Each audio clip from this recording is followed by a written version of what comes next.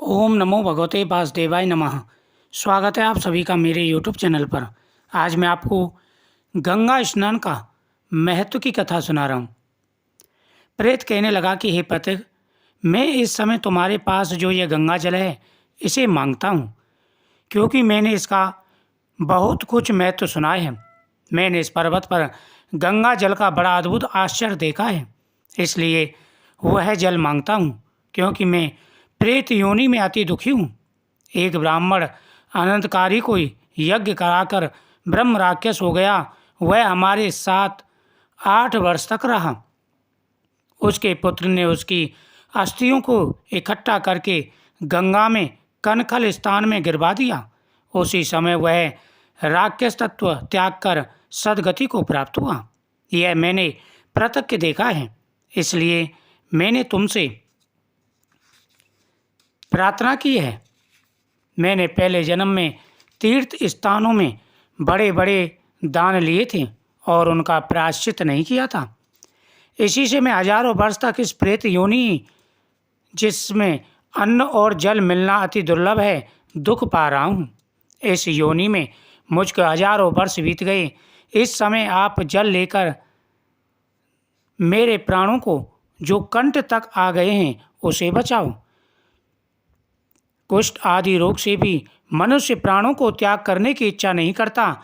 देवहूति कहने लगा कि ऐसे उसे प्रेत के वचन सुनकर वह ब्राह्मण बड़ा विस्मय हुआ और वह अपने मन में विचारने लगा कि संसार में पाप और पुण्य के फल अवश्य ही पड़ते हैं। देव, दानव, मनुष्य, कीड़े मकोड़े भी रोगों से पीड़ित होते हैं। बाल तथा वृद्धों को मरण, अंधा तथा कुबड़ापन, ऐश्वर्य, दरिद्रता, पांडित्य तथा मूर्खता सब कर्मों से ही होता है। इस कर्म भूमि में जिन्होंने न्याय से धन इकट्ठा किया वह धन्य है। यह सुनकर प्रेत गदगद वाणी से बोला कि हे पथिक, मैं जानता हूँ कि आप सर्वज्ञ हैं। आप मुझको जीवन का आधार जल इस प्रकार दो जैसे मेघ चातक को देता है। तब पथिक कहने लगा कि हे प्रेत, मेरे माता पिता भृगु क्षेत्र में बैठे हैं, मैं उन्हीं के लिए जल लाया हूँ। अब बीच में तुमने गंगा के संगम का जल मांग लिया। अब मैं इसी धर्म संदेह में पड़ गया हूँ कि क्या करूँ। परंतु मैं यज्ञों को इतना नहीं मानता जितना प्राण रक्षा को मानता हूँ। इसलिए प्रेत को जल देकर तृप्त करके माता पिता के लिए फिर जल लाऊंगा। लोमस जी कहने लगे, इसी प्रकार उस पथिक ने गंगा जमुना के संगम के लाए हुए उस जल को प्रेत को समर्पित कर दिया। उस प्रेत ने प्रीति पूर्वक जल को पिया। उसी समय वह प्रेत शरीर को छोड़कर दिव्य देहधारी हो गया। केरल कहने लगा कि बिंदु मात्र गंगा जल से वह प्रेत मुक्त हो गया। हम समझते हैं कि ब्रह्मा जी भी इस जल के गुण का वर्णन नहीं कर सकते, नहीं तो महादेव जी इस जल को मस्तक पर क्यों धारण करते। इस संसार में जो मनुष्य काया, वाचा और मनसा के पापों से रंग गए हैं, वह गंगा जल के बिना नहीं धुलते। गंगा जल के सेवन से मुक्ति सदा सम्मुख खड़ी रहती है। जिसके जल को स्पर्श करके ही प्रेतत्व को छोड़कर मुक्ति को प्राप्त होते हैं। जो गंगा स्नान करता है वह वैष्णव पद को प्राप्त करता है। यदि संबंधी लोग गंगा जल से तर्पण करें तो नरक में रहने वाले पितर लोग स्वर्ग को चले जाते हैं और स्वर्ग में रहते हुए ब्रह्म तत्व को प्राप्त होते हैं। गंगा जल के समान और कोई मुक्ति का साधन नहीं है। वह प्रेत वहाँ से चला गया और 1 मास में जब माघ मास आया तो उसने सुने हुए प्राग महत्व के अनुसार गंगा जमुना के संगम पर स्नान करके पिशाच शरीर को धारण कर भक्ति पूर्वक नारायण की स्तुति करता हुआ वह द्रविड़ देश का राजा गंधर्वों से सेवित उत्तम विमान पर बैठकर इंद्रपुरी को गया। सो हे द्विज, यह इतिहास पापों का जल्दी ही नाश करता है। इसमें धर्म का ज्ञान होता है। यह पुण्य, यश तथा कीर्ति को बढ़ाने वाला है, ज्ञान तथा मोक्ष को देने वाला है। तुम भी सदगति पाने के लिए प्रयाग चलो। वहाँ पर हम ऐसा स्नान करें जो देवताओं को भी दुर्लभ है। वहाँ पर श्राप से पैदा हुआ पिशाच सब नाश को प्राप्त हो जाएगा। इस प्रकार लोमस जी के मुख से अमृत में मधुर कथा को सुनकर मानव अमृत पीकर सब प्रसन्न हुए और पाप रूपी समुद्र से पार हुए। उन्हीं के साथ सब लोगों ने दक्षिण दिशा को प्रस्थान किया। वशिष्ठ जी कहने लगे कि हे राजा दिलीप, बहुत से जन समूह सहित अछूत सरोवर में स्नान करके सुखपूर्वक मोक्ष को प्राप्त हो गए। तब लोमस जी कहने लगे, संसार रूपी इस तीर्थ राजा को सब श्रद्धापूर्वक देखो। यहाँ पर 33 करोड़ देवता आकर आनंद पूर्वक रहते हैं। यह अक्षय वृक्ष है जिसकी जड़ें पाताल तक गई हैं और मार्कंडेय ऋषि प्रलय के समय जिन भगवान के मुख में रहते हैं वह भगवान इसी अक्षय वट का आश्रय लेते हैं। यही शिवजी की प्रिय भगवती भागीरथी है जिसकी सिद्ध लोग सेवा करते हैं।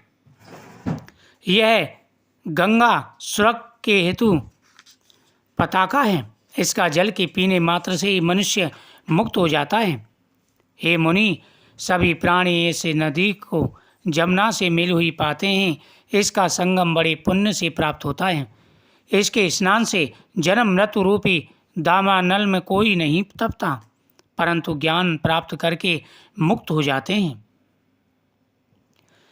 जन्म मृत्यु रूपी दावानल से कोई नहीं तपता, परंतु ज्ञान को प्राप्त हो जाते हैं। यहाँ पर स्नान करने से सभी प्राणी बिना ज्ञान के भी मुक्त हो जाते हैं। इसलिए ब्रह्मा जी ने यहाँ यज्ञ करने की इच्छा की थी। इसी संगम में भगवान विष्णु ने स्त्री प्राप्ति की इच्छा से स्नान करके लक्ष्मी जी को प्राप्त किया था। यहाँ पर त्रिशूलधारी शिवजी ने त्रिपुर दैत्य को मारा था और प्राचीन काल में उर्वशी स्वर्ग में गिरी थी तथा स्वर्ग पाने की इच्छा से यहाँ पर स्नान करने से नहुष के कुल राजा ययाति ने वंशधर पुत्र प्राप्त किया था। यहाँ पर इंद्र ने प्राचीन काल में धन की इच्छा से स्नान किया था और माया से कुबेर के सब धन को प्राप्त किया था। प्राचीन काल में नारायण नर ने हजारों वर्ष तक प्रयाग में निरार रहकर उत्तम धर्म किया था। यहाँ पर जय सभ्य सन्यासी ने महादेव जी की जैसी शक्ति वाले ने विजय पाई थी तथा अणिमा आदि योग के अति दुर्लभ ऐसे प्राप्त किए थे। इसी क्षेत्र में तपस्या करके श्री भारद्वाज सप्त ऋषियों में सम्मिलित हुए, जिन्होंने भी यहाँ स्नान किया सबको स्वर्ग की प्राप्ति हुई है। इसलिए हमारे विचार से तुम त्रिवेणी में स्नान करो। इस स्नान से पहले किए हुए सारे पापों का नाश हो जाएगा और संपूर्ण वैभव प्राप्त हो जाएगा।